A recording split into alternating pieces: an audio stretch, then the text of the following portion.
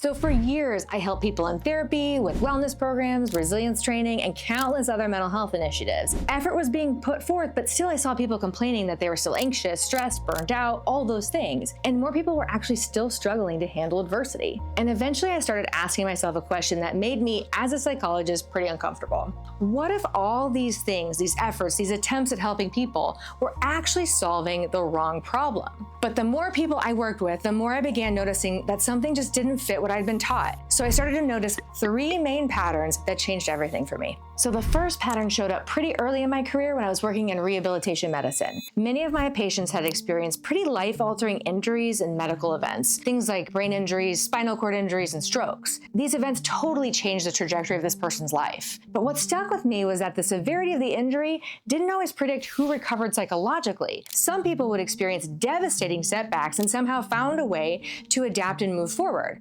Others continued to struggle long after their physical recoveries and improvements had already taken place and became manageable. And so I found myself asking a question.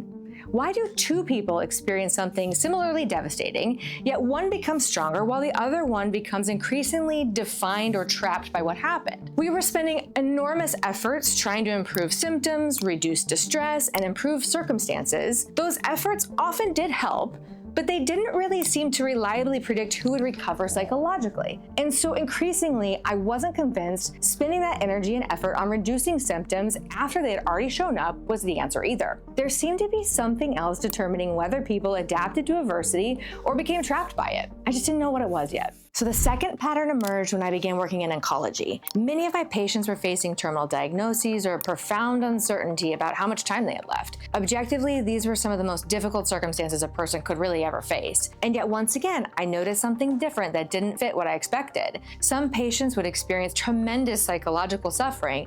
Others faced the same reality, but with actually remarkable peace. That fascinated me, and that was when I noticed the difference wasn't the diagnosis or the prognosis itself. It was basically how they related to the information and the reality that they were being given. The patients who seemed to suffer the most often remained focused on what they had lost, what should have been different, and basically what they could no longer do. Their attention stayed fixed on the things that they could no longer control. Meanwhile, patients who seemed to do the best psychologically weren't necessarily more optimistic per se, they were just more accepting of the reality of their situation. They'd adapted to those changing limitations. They found new ways of staying engaged with life. They shifted their focus towards what they could still do rather than what had been taken away from them. And it was at that time that I also began to suspect that the psychological suffering wasn't really determined solely by circumstance. It was influenced by basically where people directed their attention, how they interpreted and accepted their reality, and whether they were willing to adapt to it. But here was another observation that was really even more important. These differences didn't suddenly appear after the diagnosis. Most of the time they were actually already there. The people who had adapted best were often the same people that had thought a certain way before cancer had entered their lives. They actually understood suffering, setbacks, and uncertainty were just part of being human. They of course didn't like their diagnosis, they didn't want those limitations, but they didn't spend energy arguing with reality. They accepted what they couldn't control and focused on what they still could control. Meanwhile, people who were suffering the most often seemed to view suffering itself as completely intolerable. That's something that shouldn't be happening, or that basically evidence that life had become unfair or unlivable. And because of that, they actually found themselves fighting not only with the illness, but actually with reality itself. That realization changed another assumption I'd basically been carrying. I'd always assumed that resilience was actually something people had developed after that adversity. But what I began to see was that many of the people who handled adversity best had been preparing for that adversity actually their whole lives.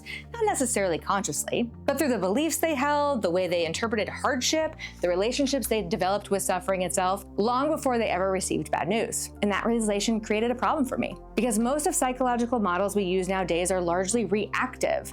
Someone develops symptoms, reports distress, and then we intervene. But what I was observing suggested that many of the factors influencing those outcomes had actually been developing long before a crisis or adversity actually ever happened, and definitely long before anyone would have ever thought to call a psychologist. People who adapted weren't necessarily suddenly discovering acceptance, perspective, or psychological flexibility after they received bad news. In many cases, they'd actually been practicing those ways of thinking for decades before the crisis happened. And that forced me to ask yet another different question. If these ways of thinking are so important when bad things happen, why are we spending so much effort responding to distress and so little effort building psychological skills that might actually help prevent that distress from taking hold in the first place? That question really stayed with me. The third pattern emerged when I began working extensively and exclusively with law enforcement. As part of that work, I was exposed to some people who had experienced basically some of the worst or most traumatic events possible.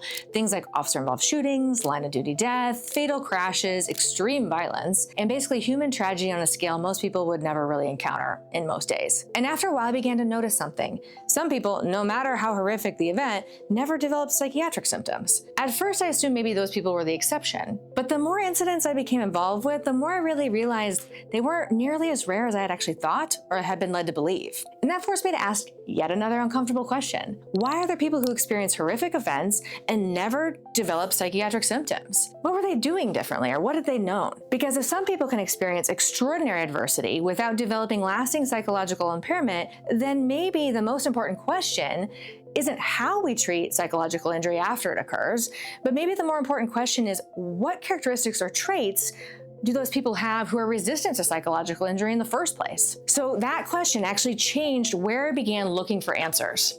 Instead of focusing on what happened after a bad event, I actually became increasingly interested in understanding what was different about people who didn't develop significant psychological difficulties in the first place. What beliefs did they hold? What skills had they developed? What habits or ways of thinking seemed to protect them? And if those qualities could be identified, then maybe they could also be taught to others. And maybe we could do more than just help people recover from suffering. Maybe we could actually help prevent that suffering from taking hold in the first place. And that's really when everything started to come together for me. What I had observed in rehabilitation medicine, oncology, law enforcement, they actually weren't separate lessons. They were all pointing to the same exact conclusion. The characteristics and traits that seemed to determine who adapted well to adversity and who developed further after a crisis, they were actually already in play before the thing happened. They were reflected in the beliefs that people held, the habits that they participated in, the skills they developed, and also the way they learned to think about hardship and uncertainty. And the more I looked, the more I became convinced that if those qualities influence how people respond to adversity, then waiting until after people were struggling may be too late. Because in rehab medicine, I learned that adversity itself actually didn't determine outcome. In oncology, I learned that the mindset people brought into learning about their diagnosis and prognosis mattered long before the prognosis was ever given to them. And in law enforcement, I began to realize that some people just seemed really remarkably resilient and basically did not experience psychological injury altogether. So I stopped asking how we help people recover from hardship, and I started asking a different question. How do we help people become the type of person who can withstand hardship in the first place? That search eventually became tactical longevity.